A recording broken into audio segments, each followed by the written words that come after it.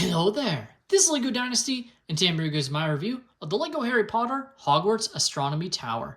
It is set number 75969, comes with 971 pieces, and is rated ages 9 and up.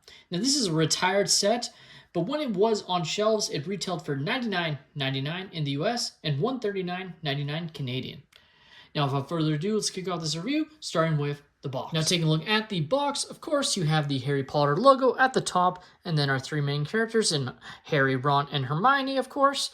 You have the Astronomy Tower front and center, with on the front of the box actually showing the Astronomy Tower from the back, which is pretty nice. You have the characters on the front there, and then of course Wizarding World logo as well on the bottom there.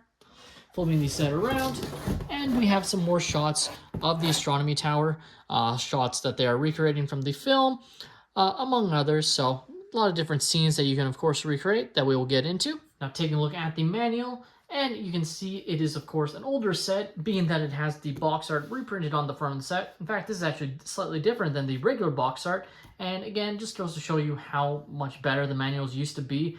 Not only in look, but also in feel. Like this just feels like a more premium product than what we get today, especially when you factor in all the printing errors in the newer manuals that happen. Now taking a look at the back of the manual, you do have the ability to combine a bunch of the different Harry Potter sets together, including more than what's shown here, but this kind of gives you an idea, creating one large Harry Potter castle, utilizing this sort of Technic system with all these Harry Potter sets. And then on the other side, you also see some more Harry Potter sets advertised in the back here, which looks pretty nice. Taking a look at the extra pieces I was left with following the build, and for a 971 piece set, there's quite a few of them. Obviously, you have some different jewel pieces, which are pretty nice, a bunch of 1x1 studs, and then, of course, a bunch of extra wand pieces that you can add to your collection for free. Taking a look at our first minifigure, we have Lavender Brown, and she looks pretty good with her pink shirt, as well as regular legs with no leg printing or arm printing, of course. She also has the special hairpiece. As you can see, it has the spot where you could put a bow. Obviously, on the back of the hairpiece, it also has one with the bow in it, as you can see there, looking pretty nice. And you can take off the hairpiece to reveal, of course, the back printing with the pink hearts, and then her double-side face print as well. Our next minifigure is Luna Lovegood in her very awesome printed outfit here with dual molded legs as well, I have to say, which is very impressive. The sort of light purple or violet color printing with the mix of the molded boots there in the all black, looking very nice. The printing looks excellent, going from the torso to the belt to the legs there. And obviously it is sleeveless, as she has the skin tone arms shown, which looks pretty nice there. You can also pop off her hairpiece to reveal a double-sided face print, which I think perfectly encapsulates Luna from the films. Her sort of curious or wow face is how I describe that as. And then you can get another look at her regular hair or face print there. Moving on to Neville Longbottom, and he is carrying, of course, his wand along with a tray and glass here in his sort of server outfit with the all black legs, no leg printing or arm printing, of course. Back printing looks pretty nice, and as I knock off his tray there, but that's fine. You can take another look at his double-side face print, which looks pretty nice there. Next up, of course, we have Draco in his outfit from Hogwarts, of course, with the Slytherin green shown on the printing there, very faintly, but very nicely, I have to say. It also has the sort of trench coat printed to the belt, to the legs, looking pretty nice there. No arm printing or side leg printing, of course. And then on the back, you have his hood, which has been printed on there, looking pretty nice. And like the other characters, he does have a double-sided face. If I can pop off that. Looking just like that with the other side of his face print. Taking a look at our teacher that's included in the set, we have Horace Slughorn, looking pretty nice in his shirt here, his, I guess, dress shirt, looking pretty nice, brown regular legs there, and no arm printing, of course. Back printing looks pretty nice as well, and he also has a double-sided face print, which looks just like that. Moving on to Ron Weasley, of course, and he looks pretty nice in his blue outfit here with the non-printed blue legs, no arm printing either. Back printing looks pretty okay, I mean pretty basic. It's obviously got the nice design and then the crease printed on the back there, and you can pop off his hairpiece as well to reveal his very confused face, which I think also suits the character quite well in Lego form. Moving on to Hermione Granger, and she also looks excellent and has some very interesting printing on her legs that I'll get into. Obviously, the torso print looks very nice, going to the belt and to the legs, of course, all looking pretty nice there. But interesting enough, it is dual molded, but also like extra printing. Specifically, it's a chrome print, which very interesting. Obviously, it's supposed to be your shoes, and that attention to detail is just awesome. Obviously, Lego still doesn't do 360-degree printing, but still looks pretty nice, and it's crazy that amount of detail on this figure, I have to say. Now, you can pop off her hairpiece to reveal, of course, her more anchored double-sided face print, as you can see there. Take a look at our Harry Potter minifigure that, of course, would be included in the set, and just like our character in Draco, he is in his sort of Hogwarts outfit with his Gryffindor colors shown on his, sort of suit here.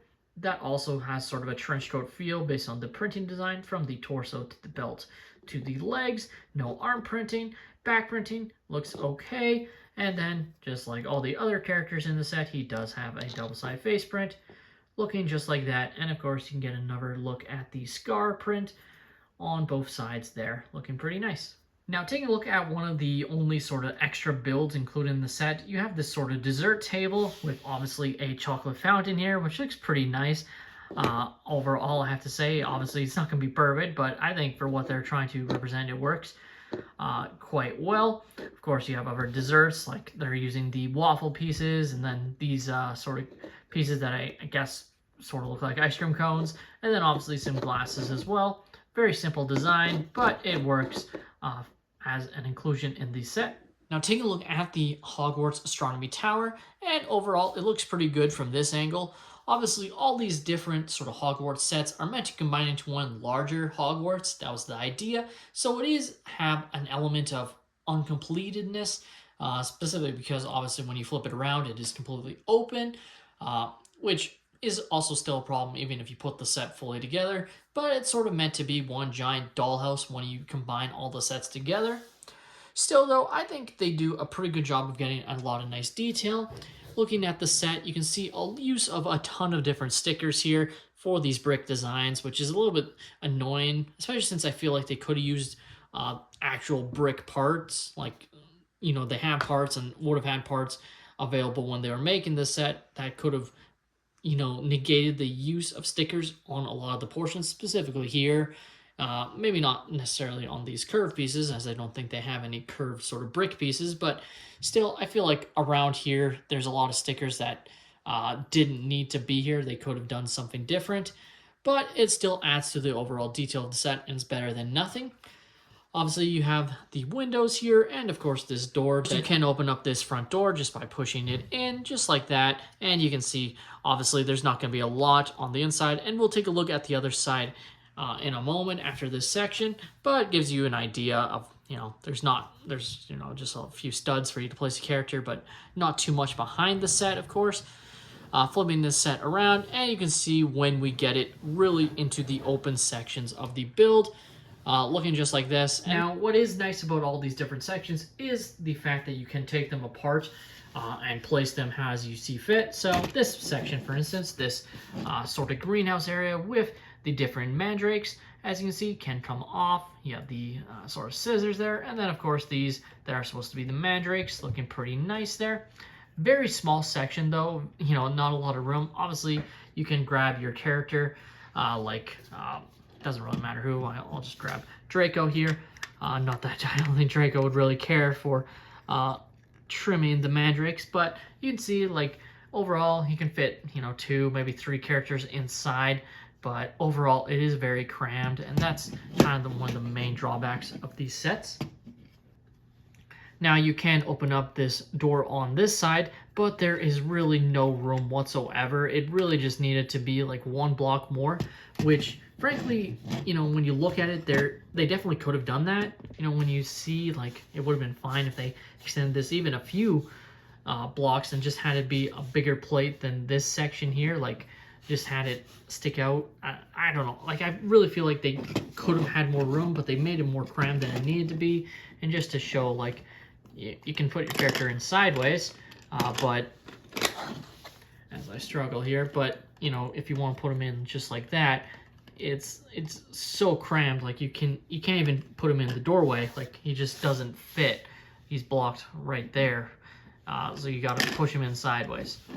Now, of course, with the mandrakes as well, you can pop these guys off to reveal these printed parts here, looking just like that, which are pretty nice there, as you can see. So that is all 4 of them will have that same print, but it's still a nice section, though this particular section is just so crammed, and really that's going to come down to all of these different sections. But this one in particular, I feel like it's extremely egregious because it feels like they definitely could have made it larger than what it is. Now taking a look at this main middle section here, you of course can see different sort of potions here. There's no prints on any of these, but they're clearly meant to be sort of potions. And then you also have this book here that you can open up to reveal sort of this, you know, bunch of text. You can't read it, of course, at all. It's not legible whatsoever, but it's kind of cool. And then there's also this print on this side here, or not print, but sticker, which is pretty nice. You, of course, have the sort of candlelit section at the top. And like I said, this is the door that opens. It only opens one way, but you can see you can have your character walk through. We'll use Draco as our sort of example again, and you can see there's a decent amount of room,